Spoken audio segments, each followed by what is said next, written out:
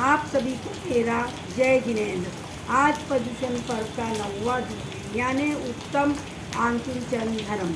आंकिंचन यानी किंचित मात्र भी वस्तु मेरी नहीं है, क्योंकि हम खाली हाथ आए हैं और हमें खाली हाथ ही जाना है। ममत्व और आसक्ति को ही परिग्रह कहते हैं। तो आज आंकिंचन धर्म के दिन हमें ममत्व और आसक्ति वस्तु के प्रति ही कम करनी है। ममत्व और आसक्ति को ही परिग्रह कहते हैं। परिग्रह यानी पर की वस्तु को ग्रहण करने को परिग्रह कहते हैं। हमारे शास्त्रों में परिग्रह को 24 बताए हैं। अंतरंग 14 परिग्रह है और बाहरी 10 परिग्रह है।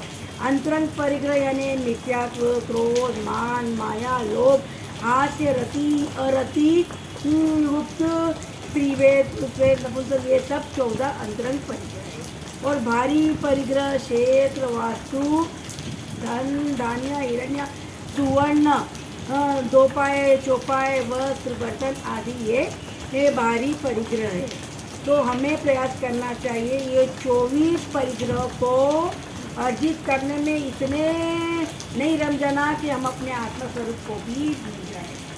सहयोग संबंधी सारे रिश्ते हुए, हमारे माता पिता, पुत्र, स्त्री, सब आदि सहयोग के निमित्त हम जुड़े हुए हैं।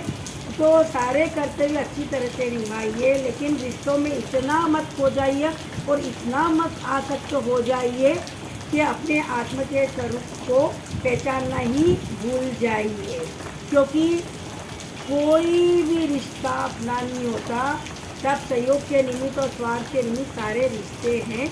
आए हैं अकेले तो हमें जाना भी अकेले है, लेकिन मानव जन्म मिला है तो अपने आत्मा का कल्याण करना भी हमारा फर्ज बनता है।